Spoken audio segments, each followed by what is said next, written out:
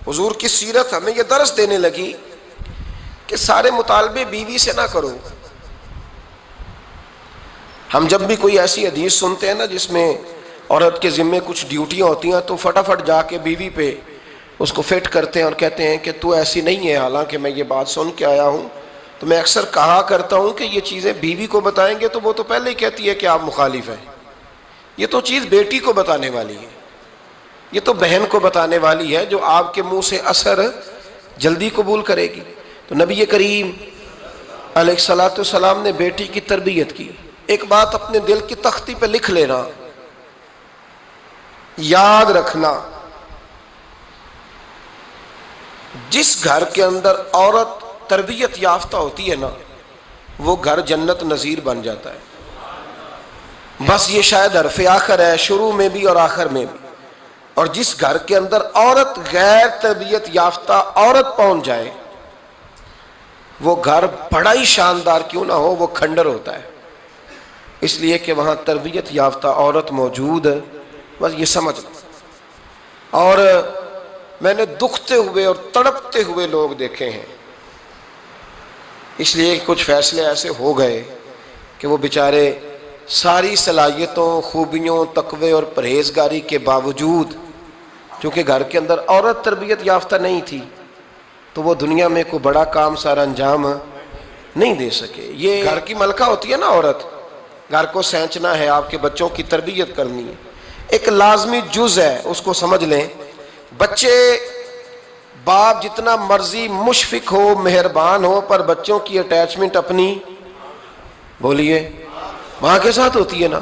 تو اس کا مطلب ہے کہ بچے جس کے ساتھ اٹیچ ہے کبھی بھی چھوٹی عمر میں, بڑے ہو جائیں تو بات اور ہے, کچھ چیزوں کو سمجھنے لگیں, اثر لینے لگے, معاملہ اور ہے. لیکن جب تک بچے چھوٹے رہتے ہیں وہ ہر معاملے میں ان کی ماں حق پہ نہ بھی ہو تو پھر بھی وہ اس سے پیار کرتے ہیں. یہ ممتا ہے, کرنا چاہیے, اس میں کوئی ایسی بات نہیں. لیکن جو بات سمجھا رہا ہوں وہ یہ ہے کہ بچوں کی ماں اگر غیر تربیت یافتہ ہوگی تو بچے تو اس سے اٹیچ پھر بھی ہوں گے, تو بچوں کی تربیت پر بھی اثر پڑے گا. تو اس لیے اپنی بیٹیوں کی تربیت کریں, اپنی بہنوں کی تربیت کریں, تاکہ کسی کے گھر میں جا کے وہ آدمی تکلیف محسوس نہ کرے, وہ اذیت محسوس نہ کرے. بلکہ جب میری بیٹی, میری بہن کسی کے گھر میں جائے تو اس کے گھر کو امن والا کر دے, سکون والا کر دے. تو ہم تباہی ہے گھروں کی. میں نے بڑے بڑے سیانے لوگ تڑپتے دیکھیں, آپ یقین کریں, تڑپتے ہوئے, سسکتے ہوئے, بلاتے دیکھے ہیں, اس لیے کہ گھر کے اندر کا ماحول خوفناک ہو گیا.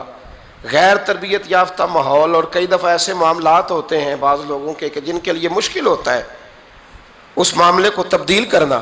تو مہربانی فرمائے جمعۃ المبارک میں آج یہ نیت کریں کہ ہم بیٹیوں کی تربیت پر توجہ دیں گے, بیٹی کی تربیت کریں گے انشاءاللہ, توجہ دیں گے انشاءاللہ. اور تربیت کا مطلب ہمارے ہاں لوگوں نے سختی لے لیا ہے. آج جو میں بات کروں گا نا اس کے دونوں پہلو یاد رکھیے گا کہ تربیت کا معنی سختی نہیں. میرے رسول پاک علیہ السلام نے جناب فاطمہ الزہرا سے پیار بھی کھول کے کیا ہے اور تربیت بھی کھول کے فرمائی. ہم سمجھتے ہیں کہ تربیت جس نے کرنی ہے وہ ڈنڈا پکڑے رہے, پھر ہنسے نہ, مسکرائے نہ, ہر وقت ڈنڈا استعمال کرے گا تو تربیت ہوگی. دونوں باتیں غلط ہیں. تربیت بھی کرنی ہے اور پیار بھی کرنا ہے. حضرت فاطمہ الزہرا حضور علیہ السلام کی 7 اولادیں ہوئیں, 3 بیٹے اور 4 بیٹیاں, اور چاروں بیٹیوں میں سب سے چھوٹی ہیں جناب فاطمہ. نبی پاک کی 4 بیٹیاں ہیں, 4 بیٹیاں حضور کی. چونکہ پہلی 3 بڑی تھیں, جلدی شادیاں ہو گئیں, اپنے گھروں کو چلی گئیں. جناب فاطمہ سب سے چھوٹی تھیں, زیادہ وقت نبی پاک کے ساتھ رہیں, اور پھر شادی کے بعد بھی حضور کے بالکل قریب رہیں. اور پھر رسول پاک نے اپنی نسل کا چلنا بھی جناب فاطمہ سے بیان کیا کہ انہی سے میری اولاد چلے گی. اس لیے ان کا تذکرہ زیادہ ہے. یہ ظلم نہ کیا جائے کہ حضور کی شہزادی ایک تھی, نبی پاک کی 4 بیٹیاں ہیں, بڑی بیٹی, دوسری بیٹی, تیسری بیٹی, ان کے بھی ہمیں نام یاد ہونے چاہیے. حضور کی ایک شہزادی کا نام جناب زینب ہے. حضرت فاطمہ نے بھی پھر اپنی ایک بیٹی کا نام زینب رکھا بہن کے نام پر. حضرت نبی کریم علیہ السلام کی ایک صاحبزادی کا نام رقیہ ہے. حضرت فاطمہ نے بھی اپنی ایک بیٹی کا نام رقیہ رکھا اپنی بہن کے نام پر.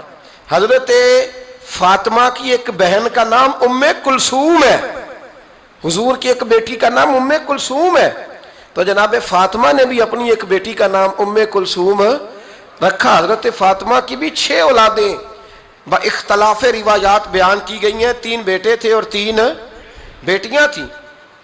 3 بیٹے تھے، امام حسن، امام حسین اور امام محسن۔ امام محسن کا جلدی انتقال ہو گیا چھوٹی عمر میں، اس لیے زیادہ تذکرہ نہیں۔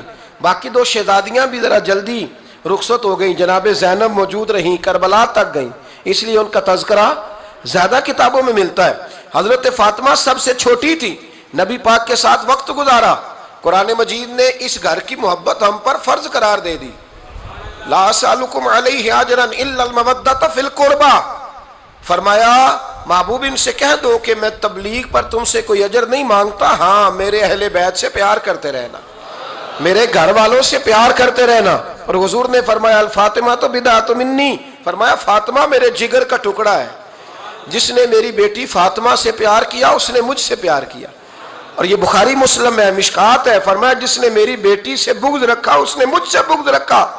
کل نمازیں پڑھے نا، بالغ ہونے سے لے کر کل نمازیں، بالغ ہونے سے لے کر کل نمازیں پڑھے۔ لو بڑی بات کرنے لگا ہوں، رمضان کا پہلا جمعہ ہے، بالغ ہونے سے لے کر کوئی نماز قضا نہ کرے، اور جب ہر سال بالغ ہونے کے بعد حج آئے تو حج بھی کرے، ہر سال رمضان آئے تو روزے بھی رکھے، ہر سال زکوٰۃ بھی دے، غریبوں کی مدد بھی کرے، میٹھا بھی بولے، خلوص بھی رکھے، رویے بھی ٹھیک رکھے، پر نبی پاک کے اہل بیت سے پیار نہ کرے تو ان ساری نیکیوں کے باوجود جب مرے گا تو بے ایمان مرے گا، بے ایمان مرے گا، بے ایمان۔ اور اگر اہل بیت نبوت کے ایمان پر مرے گا تو مم مات علی حب آل محمدن مات شہیدا۔ حضور نے فرمایا، امام رازی نے حدیث لکھی ہے، فرمایا جو میرے گھر والوں سے محبت کرتا ہوا مر گیا وہ سادی موت نہیں مرا، اللہ نے اسے شہادت کا درجہ عطا فرمایا۔ تو سب سے پہلی بات یہ کہ حضرت فاطمہ سے، نبی پاک کے اہل بیت سے پیار کرنا یہ ایمان کا حصہ ہے، یہ ضروری ہے۔ ایک بات یہ ہے کہ ان سے محبت، اور دوسری بات یہ ہے کہ کسی کی محبت جو ہوتی ہے نا، اس کا معنی یہ نہیں کہ آپ کو کسی سے پیار ہو گیا تو آپ اس کے دشمن تلاش کرنے شروع کر دیں، بلکہ جس سے محبت ہوتی ہے تو محب کا دل کرتا ہے کہ میرے محبوب سے ساری دنیا ہی پیار کرے۔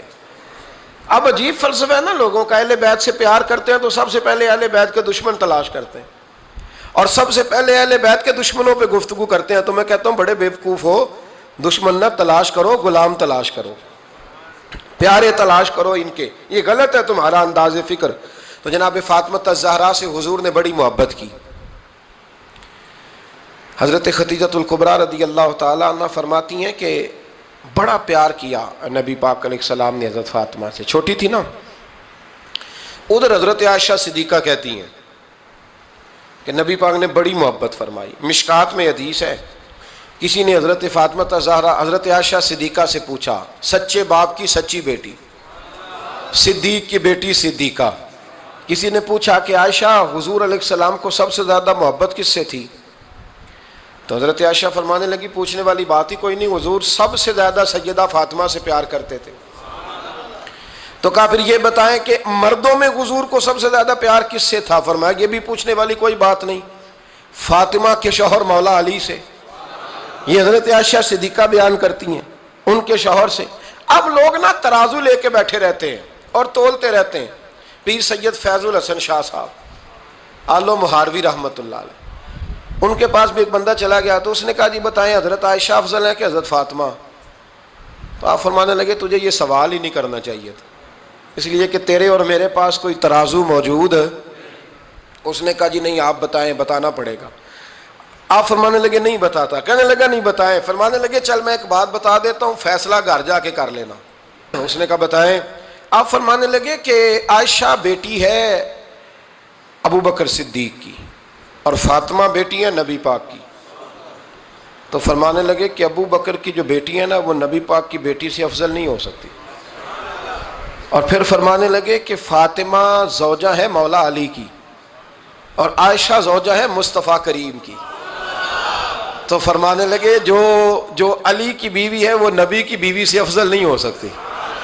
تو وہ کہنے لگا جی نتیجہ کیا ہے؟ فرمایا گھر جا کے نکال لینا نتیجہ، تو گھر جا کے نکال، یہاں ترازو پکڑ کے نہ بیٹھ۔ ہاں جو حضرت عائشہ نے کہا اس پر غور کر، حضرت عائشہ خود گواہی دیتی ہیں سب سے زیادہ حضور حضرت فاطمہ سے پیار کرتے، چھوٹی عمر تھی تو جناب خدیجہ، ذرا انداز دیکھیے گا بیٹی کی محبت کا۔ حضرت خدیجہ فرماتی ہیں حضور جب گھر آتے نا تو دروازے پہ کھڑے ہو کے اونچی آواز میں فرماتے السلام علیکم، کہتے ہیں حضور نہ سلام لیتے، میں جواب دیتی اپنے گھر حضور آئے ہیں پر نبی پاک دروازے پہ ہی کھڑے ہیں۔ فرماتی ہیں کھڑے رہتے حضور، میں پھر تھوڑا ہنستی اور پھر میں کہتی فاطمہ سنتی ہو؟ اماں جی سنتی ہوں۔ فرمایا تمہارے ابا آ گئے ہیں دروازے پہ۔ تو فرماتی ہیں جناب فاطمہ وہاں سے دوڑ کے آتی اور رسول کریم کا دروازہ کھولتی، پھر نبی پاک کو انگلی سے پکڑ کے اندر لاتی۔ فرماتی ہیں جب تک وہ جاتی نہیں اللہ کے رسول دروازے پہ کھڑے رہتے، وہ انگلی پکڑ کے لاتی، پھر رسول کریم انہیں گود میں بٹھا لیتے۔ فرماتے ہیں وہ چھوٹی چھوٹی باتیں پوچھتی اور حضور ان کے بڑے بڑے جواب دیتے۔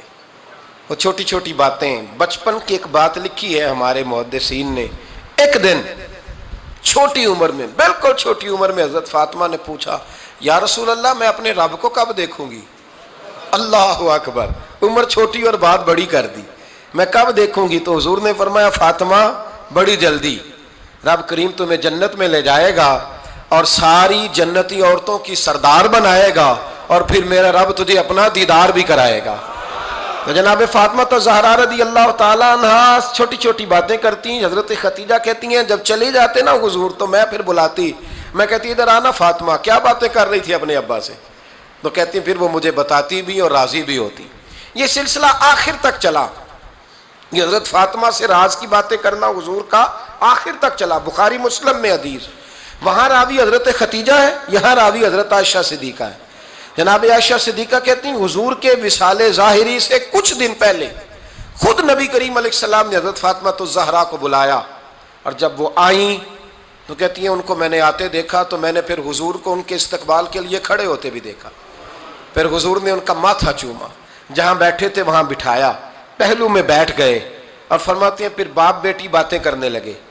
میں کوئی چیز بنا رہی تھی تو جناب عائشہ کہتی ہے میں نے دیکھا کہ حضور نے ان کے کان میں کوئی بات کہی تو جناب فاطمہ رونے لگ گئی، پھر حضور نے کان میں کچھ کہا تو وہ مسکرانے لگی۔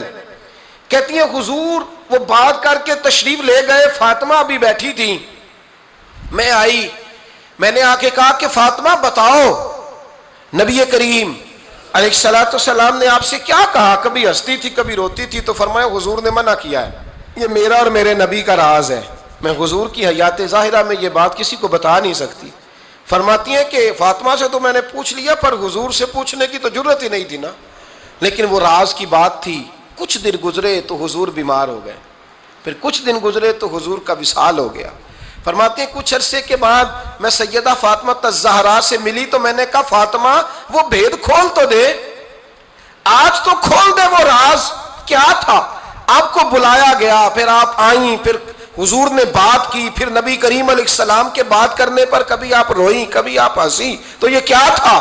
تو کہتی ہیں جناب فاطمہ پھر رونے لگی، کہنے لگی ہاں اماں جی اب میں پردہ کھول دیتی ہوں، اب میں راز بتا دیتی ہوں، حضور کا وصال ظاہری ہو گیا۔ فرمانے لگی مجھے حضور نے بلایا اور میرے کان میں فرمانے لگے فاطمہ وقت تھوڑا رہ گیا ہے، اب تیرے والد نے جانے کا پروگرام بنا لیا ہے، اب نہ ٹائم آ گیا ہے بچھڑنے کا۔ فرماتی ہیں جب میں نے یہ بات سنی تو میں رو پڑی، حضور آپ بچھڑ جائیں گے؟ کہتی ہے میں روئی۔ ذرا حدیث کے جملوں پہ غور کرنا، ماتی تھوڑی دیر گزری تو حضور نے میرے کان میں کہا فاطمہ پتر رو نہ، بیٹے رو نہ، میرے جانے کے بعد جو سب سے پہلے میرے پیچھے آ کے مجھے ملے گی نا بیٹی وہ تو ہی ہوگی۔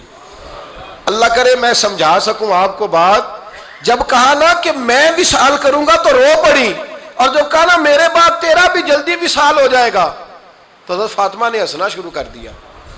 کیا پیار ہے میرے محبوب علیہ الصلوۃ والسلام کے ساتھ جناب فاطمہ کا۔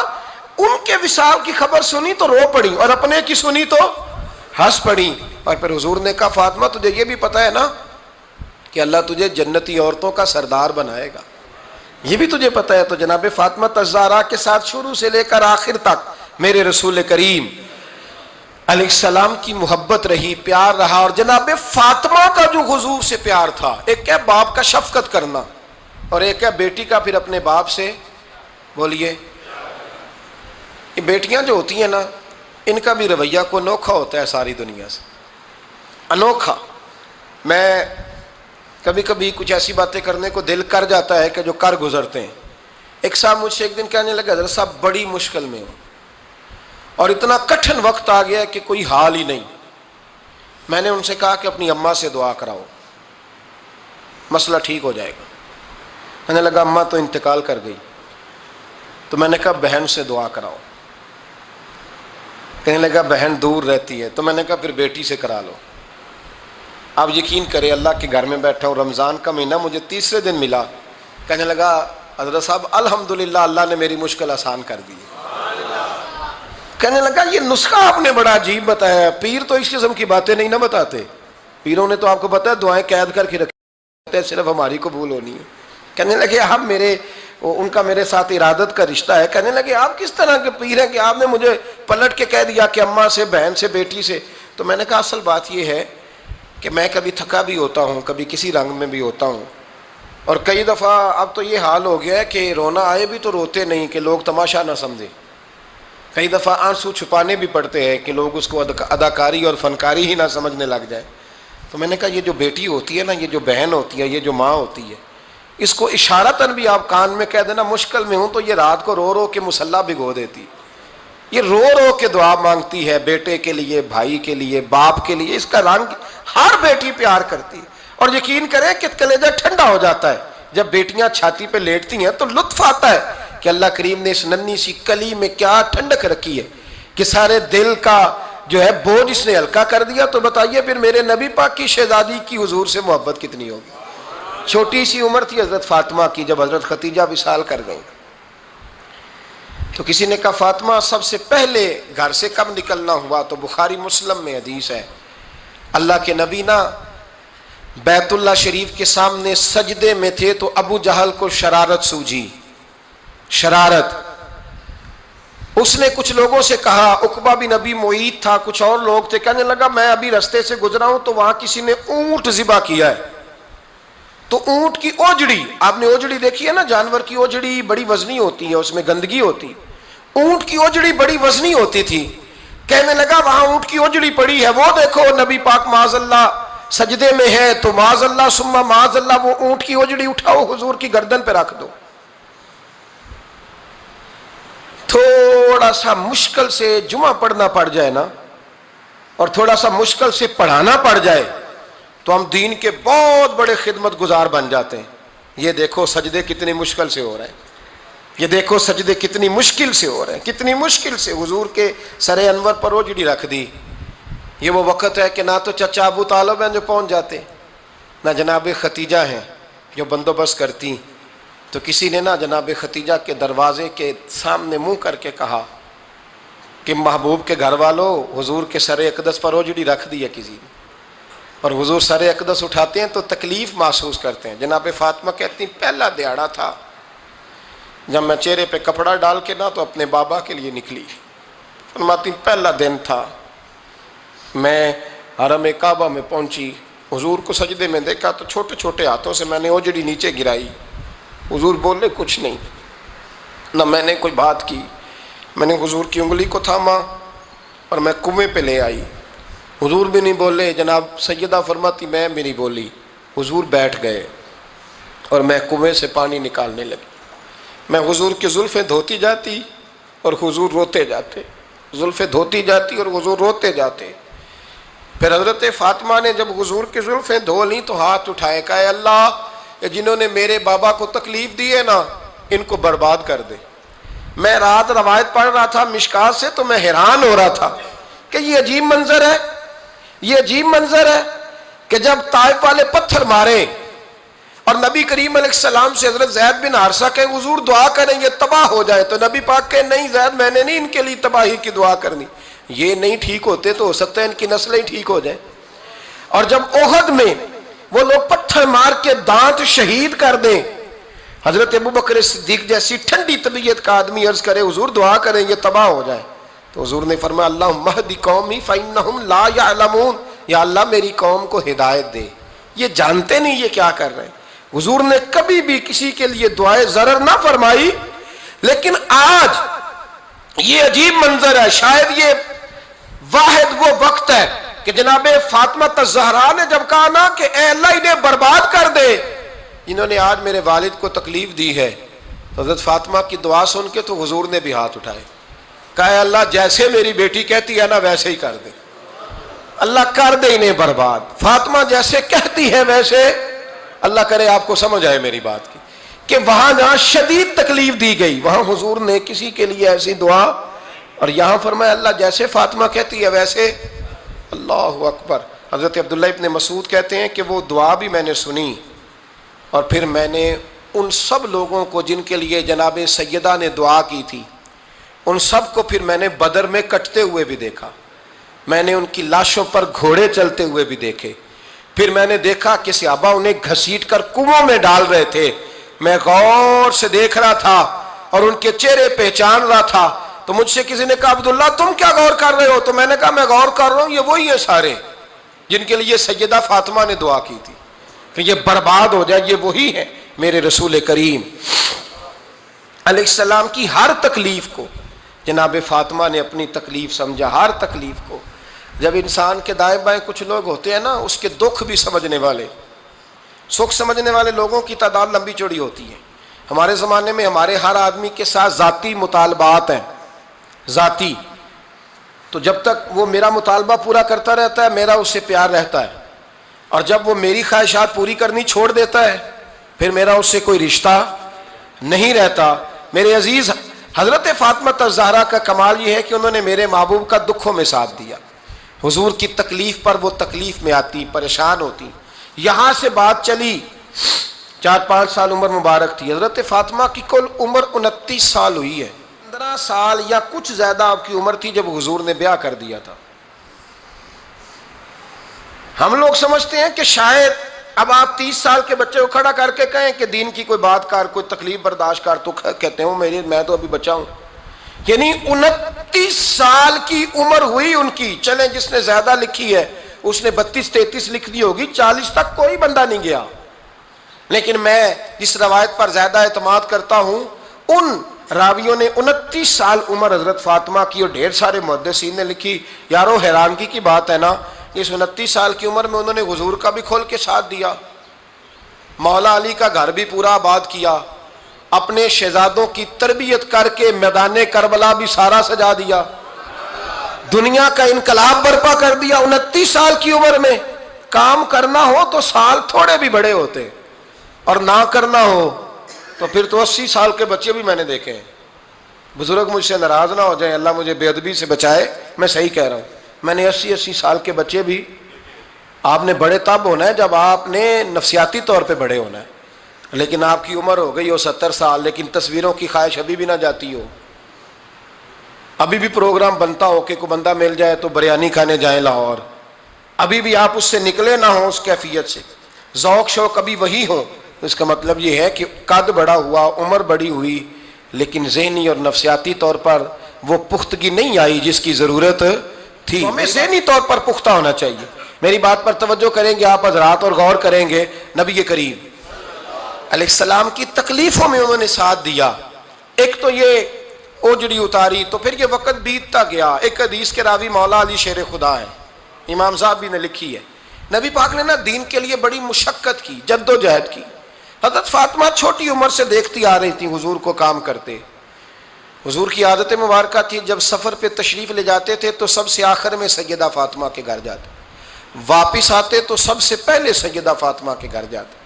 مولا علی کہتے ہیں ایک دن میں نے عجیب نظارہ دیکھا، نبی کریم علیہ السلام سفر سے واپس آنے والے تھے، میں نے حضرت فاطمہ کو اطلاع دی کہ حضور آج پہنچ جائیں گے، تو انہوں نے گھر سارا صاف کیا، سجایا، سنوارا، کھانا پکایا، لیکن فرماتی ہیں جیسے ہی حضور اندر داخل ہوئے نا گھر کے، جناب فاطمہ نے حضور کا چہرہ دیکھا تو ہاتھ پکڑ کے چومنے لگی، اور کہتے ہیں جب انہوں نے سر اٹھایا تو ان کا چہرہ سارا آنسوؤں سے بھرا ہوا تھا۔ رسول کریم نے بیٹی کے سر پہ ہاتھ رکھا، بٹھا لیا، فرمایا فاطمہ بیٹے رونے والی تو بات کوئی نہیں تھی، کیوں رو پڑی ہو؟ تو عرض کرنے لگی محبوبہ میں بچپن سے دیکھ رہی ہوں، محنت کرتے، جد و جہد کرتے، مشقت کرتے، یا رسول اللہ آج آپ آئے ہیں تو آپ کے چہرے پر تھکاوٹ کے آثار ہیں، حضور وجود تھکا ہوا ہے۔ یا رسول اللہ میں نے ساری زندگی آپ کو کام کرتے دیکھا ہے، مدینے والے حبیب مجھے بتا تو صحیح کام کب تک کرنا ہے؟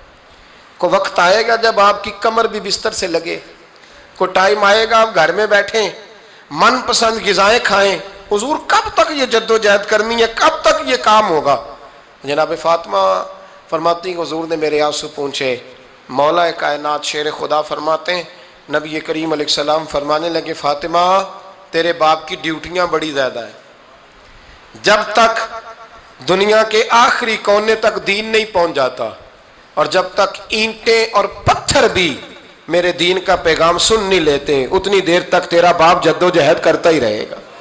یہ بڑا مشکل کام ہے، یہ دین کا سفر، یہ دین کی جد و جہد، یہ دین کی تھکاوٹ آپ اپنی مرضی نہیں کر پاتے۔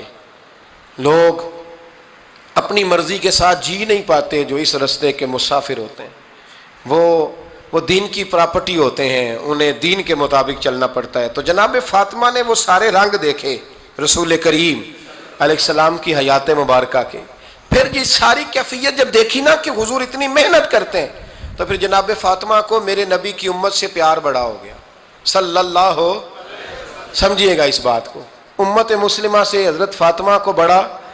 امام حسن کہتے ہیں میری اماں سارے کام کرتی تھی گھر کے، اب تو شہزادے ہیں نا ہمارے بچے، کام اور بچی، یعنی بچی میکے سے واپس آتی ہے تو سب سے بڑا دکھڑا یہ سناتی ہے کہ وہ کام بڑا کراتے ہیں، یہی ہے نا دکھڑا؟ ہاں نہ تو کریں، سب سے بڑا دکھڑا کیا ہے؟ پتہ نہیں کیا کراتے ہوں گے، ہال نہیں چلوا لیتے کہیں، یا کچھ چکی نہیں پسوا لیتے، پتہ نہیں کون سا ایسا کام ہے۔ اور آپ ناراض نہ ہو جانا، میں بھی بیٹی کا باپ ہوں، میں بھی بہنوں کا بھائی ہوں، میں بھی اس بات کو سمجھتا ہوں، لیکن ایک بات ذہن میں رکھنا کہ یہ بات نہیں ہے کوئی کرنے والی کہ سارے بچی کے ماں باپ جمع ہو کے پہنچ جاتے ہیں ہماری بچی جی کام بڑے کرتی ہے۔ مثلا کیا کرتی ہے؟ کیا کرتی ہے وہ؟ آؤ میں بتاؤں میرے مصطفیٰ کی بیٹی کیا کرتی تھی۔ میں نے سینکڑوں دفعہ یہ بات کی ہے اور میرا دل کرتا ہے روزانہ کروں، پھر کرتا ہوں۔ دنیا میں کوئی اتنا غریب ہے جس کی بیٹی اتنا کام کرے کہ ہاتھوں پہ چھالے پڑ جائیں؟ ہے کوئی اتنا غریب تو اٹھ کے بتائے کہ میری بیٹی سسرال میں اتنا کام کرتی ہے کہ چھالے پڑ جاتے ہیں؟ میں دکھاتا ہوں، میرے رسول کی شہزادی کو چھالے پڑ جاتے۔ کچا مکان، جناب فاطمہ جناب فضا آپ کی لونڈی تھی، ان سے مٹی منگاتی اور گھر میں لیپا پوتی کرتی، پھر جھاڑو دیتی۔ امام حسن اور حسین کے درمیان پورے سال کا فرق نہیں، 11 مہینے کا فرق، دونوں بچوں کو سنبھالتی۔ جناب علی کی والدہ حضرت فاطمہ بنت اسد بوڑھی تھی، جناب فاطمہ وہ کھول کے نوکری کرتی کہ حضرت فاطمہ بول پڑتی، حضرت فاطمہ بنت اسد بول پڑتی، کہتی بیٹے فاطمہ میرا اتنا نہ خیال رکھا کر، تیرے اپنے بھی بچے ہیں۔ جناب فاطمہ فرماتی آپ صرف علی کی ماں تو نہیں نا، آپ میری بھی تو ماں ہے نا۔ یہاں بیبیاں فلسفہ بیان کرتی ہیں، وہ کہتی ہیں جی کس حدیث میں آیا ہے ساس سسر کی خدمت فرض ہے؟ میں نے کہا کسی میں بھی نہیں آیا۔ ہم کیا کہہ رہے ہیں؟ کسی میں بھی نہیں آیا، لیکن یہ تو آیا ہے نا کہ شوہر راضی ہو تو اللہ راضی رہتا ہے۔ تو اگر شوہر ماں باپ کی خدمت سے راضی ہوتا ہے تو کرو خدمت، اس کو تو راضی کرنا ہے نا، اس پر تو توجہ دو۔ حضرت فاطمہ پھر چکی پیستی، چکی چکی، یہ آسان جملہ نہیں، کہہ جاتے ہیں ہم، سن لیتے ہیں آپ۔ چکی پیس کر، جو پیس کر اس کا آٹا بنانا، پھر بچوں کے لیے کھانا پکانا۔ پھر ایک دن کہنے لگے علی آپ کی آمدن تھوڑی ہے، خرچے زیادہ، چرخہ نہیں لا دیتے؟ فاطمہ کیا کرو گی؟ فرمایا تھوڑا سا سود بنا لیا کروں گی، تم بیچ آیا کرنا۔ چلو میں تھوڑا ہاتھ بٹاؤں گی۔ یہ ساری ڈیوٹیاں کر کے حضرت حسن برواتے ہیں، پھر عزت والے رسول کی عزت والی بیٹی، پھر شانوں والے نبی کی شانوں والی بیٹی، پھر پاک محبوب کی پاک شہزادی، ساری ڈیوٹیاں کر کے رات کو مولا علی سے کہتی اگر آپ اجازت دیں تو اللہ کو راضی نہ کر لوں؟ حضرت علی فرماتے فاطمہ جیسے دل کرے۔ تو امام حسن کہتے ہیں پھر میری ماں مصلی بچھا لیتی، مصلی، اور پھر ساری رات وہ نماز پڑھتی، ساری رات، اور فرماتے ہیں جب سویرے ہاتھ اٹھاتی تو پہلی دعا یہ کرتی اے اللہ میرے رسول کی امت پہ رحم فرما، اے اللہ میرے رسول کی امت پہ رحم فرما. تو کہتے ہیں زمانے بیت گئے یہ دعا سنتے. تو ایک دن میں قریب گیا تو میں نے کہا امی حضور کوئی دعا میرے لیے بھی کر دیں, کوئی حسین کے لیے بھی کر دیں, کوئی زینب کے لیے بھی کر دیں. ساری دعائیں امت مصطفیٰ امت مصطفیٰ امت مصطفیٰ. کتنا بڑا جملہ ہے, کتنا بڑا. شیخ محقق نے لکھا ہے کتنا بڑا. جناب فاطمہ فرمانے لگی تیرے لیے بھی کرتی ہوں, حسین کے لیے بھی کرتی ہوں, زینب کے لیے بھی کرتی ہوں, سب کے لیے کرتی ہوں. پر بیٹا یاد رکھنا فاطمہ کی دعاؤں پر پہلا حق میرے رسول کی امت کا ہے. فاطمہ کی اصل میں بات بہت خوشی کی سنا دی میں نے آپ کو, لیکن آپ وہیں سست کے سست رہ گئے. یہ کسی عام آدمی کی دعا نہیں, پیر صاحب کی, درویش صاحب کی رٹی رٹائی دعا نہیں, یہ سیدہ فاطمہ کی دعا ہے. آپ کو اتنا بڑا خزانہ مل رہا ہے اور آپ سمجھے ہی نہیں بات کو. حضرت فاطمہ فرمانے لگی میری دعاؤں پر سب سے زیادہ حق میرے رسول کی امت کا ہے, تو میں یہ حق ہمیشہ ادا کرتی رہوں گی, میں انہیں دعائیں ہمیشہ دیتی رہوں گی. حضرت فاطمہ بڑا پیار کرتی ہیں. امام حسن کہتے ہیں کہ ایک پورا دن گزر گیا, کھانے کو کچھ نہ ملا. اگلی شام آ گئی تو چند روٹیاں کھانے میں ملیں. جوں لائے حضرت علی, جناب فاطمہ نے پیس کے روٹی پکائی. فرماتی ہیں سب کو کھانا کھلا دیا تو اپنی روٹی آپ نے رکھ لی. جب آپ کھانا کھانے لگی, کھانے پر ہاتھ ہی رکھا تھا کہ دروازے پر کسی نے صدا دی. تو کہتے ہیں بولنے والے کے لفظ بڑے عجیب تھے, جس نے صدا دی نا اس کے لفظ بڑے عجیب تھے. کہنے لگے اور رسول اللہ کی بیٹی, میں 2 دن سے فاقے میں ہوں, تو مجھے پتا ہے اس گھر سے روٹی ضرور ملے گی. جناب فاطمہ نے نہ کھانا اٹھایا. امام حسن کو کہنے لگی بیٹے دے آ. جناب حسن کہتے ہیں مجھے بڑی تکلیف ہوئی, ہم سب کھانا کھا چکے تھے, مولا علی بھی کھا چکے تھے, صرف میری اماں نے نہیں کھایا تھا. ماں اور بیٹے کا پیار, اور پھر حسن حسین اور سیدہ کا پیار. فرماتے میں نے کہا اماں جی آدھی دے دیتے ہیں, آدھی آپ کھا لیں, پورا دن گزر گیا آپ فاقے سے ہیں. تو کہتے ہیں حضرت فاطمہ نے میرے سر پہ ہاتھ رکھا, پھر میرا ماتھا چوما. کہنے لگی بیٹا تو نے اس کی آواز نہیں نہ سنی جس نے صدا لگائی. اس نے نہ تو علی سے بات کی نہ تیرے ساتھ بات کی, اس نے تو کہا رسول اللہ کی بیٹی. تم نے صدا نہیں نہ سنی, اس کے لفظ کیا ہے, اس نے تو میرے ساتھ بات کی. اور پھر فرمایا بیٹے میں 1 دن سے فاقے میں ہوں, وہ 2 دن سے فاقے میں, میرا 1 دن گزارا اور ہو جائے گا امت کے ساتھ. ایک دن نا ایک نبی پاک کی بارگاہ میں شخص آیا, اس نے کلمہ پڑھا. قبیلہ بنو سلیم سے اس کا تعلق تھا. نبی کریم علیہ السلام نے اس سے اس کی مالی حالت پوچھی. تو عرض کرنے لگا یا رسول اللہ صلی اللہ علیہ وسلم میرے قبیلے میں 3000 لوگ ہیں اور سب سے غریب میں ہی ہوں. نبی کریم صلی اللہ تعالیٰ علیہ وسلم نے فرمایا اس کی مدد کرو بھائی. حضرت سعد بن عبادہ اٹھے تو انہوں نے نا اس کو کہا کہ میری اونٹنی باہر کھڑی ہے, تو یہاں سے اٹھ کے چل, میں اونٹنی تجھے دیتا ہوں. مولا علی شیر خدا اسی وقت اٹھے اور آپ نے اپنے سر سے امامہ شریف اتارا. فرمایا میں نے کل ہی خریدا ہے, یہ میں تمہیں تحفے میں دیتا ہوں. حضور نے نا حضرت سلمان فارسی کی ڈیوٹی لگائی. فرمایا اسے سواری بھی مل گئی, کپڑے بھی مل گئے, اس کے کھانے کا بندوبست کر, پتہ کر کس گھر میں کھانا ہے تو لا. حضرت سلمان فارسی کہتے ہیں میں گلی میں نکلا تو پہلی نظر میری سیدہ فاطمہ کے دروازے پہ پڑی. میں نے دستک دی, سیدہ فاطمہ اندر سے بولی کون ہے؟ میں نے کہا میں غلام سلمان فارسی. جناب فاطمہ تزارا سے میں نے عرض کی ایک بندہ آیا ہے, کلمہ پڑھا ہے, اور وہ کہتا ہے 3000 آدمی میرے قبیلے میں ہے اور سب سے غریب میں ہوں. تو اماں جی اس کو مولا علی نے امامہ دے دیا ہے اور حضرت سعد بن عبادہ رضی اللہ تعالیٰ عنہ نے اونٹنی دے دی ہے. اب وہ حضرت فاطمہ فرما سکتی تھی کہ جب شیر خدا نے دے دیا ہے تو ہمارا تو حصہ پڑ گیا. تو فرمانے لگی بھائی میرے ساتھ کیا مطالبہ ہے بتاؤ, جلدی کرو. کہا کھانا نہیں کھایا اس نے. تو آپ فرمانے لگی کھانا دیتے ہیں. حضرت سلمان فارسی کہنے لگے اماں جی کھانے میں کیا ہے؟ تو کہنے لگی کچھ بھی نہیں, 3 دن ہو گئے حسن حسین نے روٹی نہیں کھائی, پر بڑا کچھ ہے میں دیتی ہوں. کہتے میں سوچ میں پڑ گیا کہ انہوں نے 3 دن سے نہیں کھایا, پھر بھی بڑا کچھ ہے. پھر بھی ہم نے نا جو کھایا ہے اور باقی کا سالن فریج میں رکھا ہے, پرسوں والا بھی فریز ہوا پڑا ہے, شام کی سبزی آ گئی. کسی نے پوچھا حال کیا؟ کہتا سب سے غریب میں ہی ہوں, بڑا ماڑا بندہ ہوں, رو پڑیں گے, پریشان. کہا بچوں نے 3 دن سے روٹی نہیں کھائی, پر سلمان بڑا دیا ہے میرے اللہ نے, بڑا کچھ ہے. تو کہا اماں جی پھر کرنا کیا ہے؟ فرمایا تو ٹھہر دا میں بتاتی ہوں. کمبل پڑا تھا, بسترا سمجھ لیں, موٹا اوڑھنے کا, کھدر کا. حضرت فاطمہ جلدی سے لائیں, فرمانے لگے یہ پکڑو اور دیر نہ کرنا. یہ ہماری گلی کے کونے پہ نا 2-4 گھر چھوڑ کے تو ایک یہودی ہے، اس کا نام شمعون ہے، وہ اس طرح کی چیزیں گروی رکھ کے یا خرید کے نا تو پیسے بھی دے دیتا ہے، جوں بھی دے دیتا ہے، گندم بھی دے دیتا ہے، سرکہ اور کھجوریں بھی، اسے دے آ اور وہ جو سامان دینا وہ میرے پاس لا اور لا کے مجھے دے تاکہ میں جلدی سے اس آدمی کے لیے بندوبست کروں۔ پتہ نہیں بیچارہ کتنے دنوں کا بھوکا ہے، پتہ نہیں بیچارہ کتنے، اپنے بچوں نے 3 دن سے روٹی نہیں کھائی، لا نہ ذرا۔ حضرت سلمان فارسی کہتے ہیں میں نے تھوڑا توقف کیا کہ میں آپ کا بستر لے جاؤں، یہ کمبل لے جاؤں، تو فرمانے لگی حکم ہے میرا، وہ جانا پڑے گا۔ جناب سلمان فارسی کہتے ہیں میں شمعون یہودی کے پاس گیا، میں نے کہا یہ کمبل لو، چاہے تو نگد پیسے دے دو، سامان خرید لیتے ہیں، اور چاہے تو اناج، جوں، سرکہ، کھجوریں جو تمہارے پاس ہے دے دو۔ وہ کہنے لگا یہ کس کا ہے؟ بڑا شاندار ہے، بڑا خوشبو والا ہے۔ تو کہا یہ مولا علی کے گھر سے آیا ہے، پاک بی بی نے دیا ہے کہ اس کو گروی رکھ لو اور مہمان کے لیے کچھ دے دو۔ کہا مہمان کون سا؟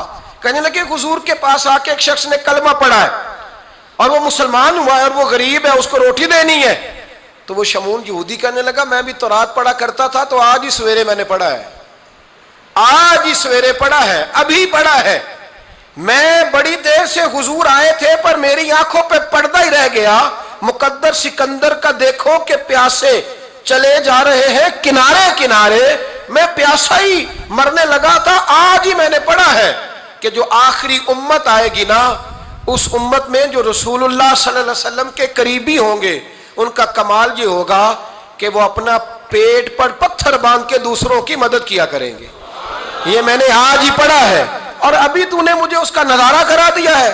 کہنے لگا یہ چادر بھی لے جا، جوں بھی لے جا، سرکہ بھی لے جا، آٹا بھی لے جا، کھانا بھی لے جا، اور اس طرح کر کے میرے پاس سے نگد بھی لے جا، اور جناب فاطمہ سے کہنا یہ سارا کچھ رکھ لے، اور انہیں کہنا کہ مجھے پتا ہے آپ قبول نہیں کریں گی پر قبول کر لے، وہ آپ کا کمبل آیا ہے تو میرا دل نرم ہو گیا ہے، میں یہ قربانی بھی دیتا ہوں اور آپ کے باپ کا کلمہ پڑھ کے مسلمان بھی ہوتا ہوں۔ حضرت فضا کہتی ہیں، حضرت فضا، بہت ساری باتیں ایسی ہیں جو میں چونکہ پہلے بھی کچھ باتیں کر چکا ہوں تو وہ باتیں میں بیان کر چکا، آج کچھ ایسی باتیں بیان کر رہا ہوں جو پہلے اس عنوان پر میں بیان نہیں کر سکا، ان باتوں کو لے کے آ رہا ہوں۔ حضرت فضا لونڈی تھی جناب فاطمہ کی، کنیز تھی، خادمہ تھی، اور بڑا پیار کرتی تھی وہ حضرت فاطمہ سے، اور جناب فاطمہ بڑی شفقت کرتی تھی ان کے ساتھ۔ جناب فضا کہتی ہیں ہمارے ساتھ ہی نا 2-4 گھر چھوڑ کے ایک یہودی مسلمان ہوا تو اس کے رشتہ داروں نے رشتے توڑ دیے، ناطے توڑ دیے، سارا خاندان مسلمان ہو گیا، لوگوں نے ملنا گلنا چھوڑ دیا۔ فرماتے ہیں کہ اس کی بیوی فوت ہو گئی، تو میں نے حضرت فاطمہ کو خبر دی، تو پہلی خبر سنتے ہی خاتون جنت فرمانے لگی اس سے تو اس کے رشتہ داروں نے ناتا ہی توڑ دیا ہے۔ فضا جب پتہ کر کے کوئی غسل دینے والا ہے، اسے پتہ کر کوئی کفن دینے والا ہے، کہتے میں واپس آئی، میں نے کہا اماں جی کوئی بھی نہیں، اس کا شوہر تو پریشان بیٹھا ہے۔ کہنے لگی لا چادر پھر تو اور میں چلتی ہیں۔ میں نے کہا اماں جی آپ چلیں گی؟ فرمایا میں کیوں نہیں چلوں گی، میرے رسول اللہ کی امت ہے، یہ میرے کی امت ہے، میں چلوں گی۔ یہ مزاج، یہ شوق، یہ درد، یہ انداز۔ ایک بی بی آئی مسئلہ پوچھنے، اس نے کہا اماں جی 40 اونٹ ہے تو اللہ کے رستے میں کتنے دوں؟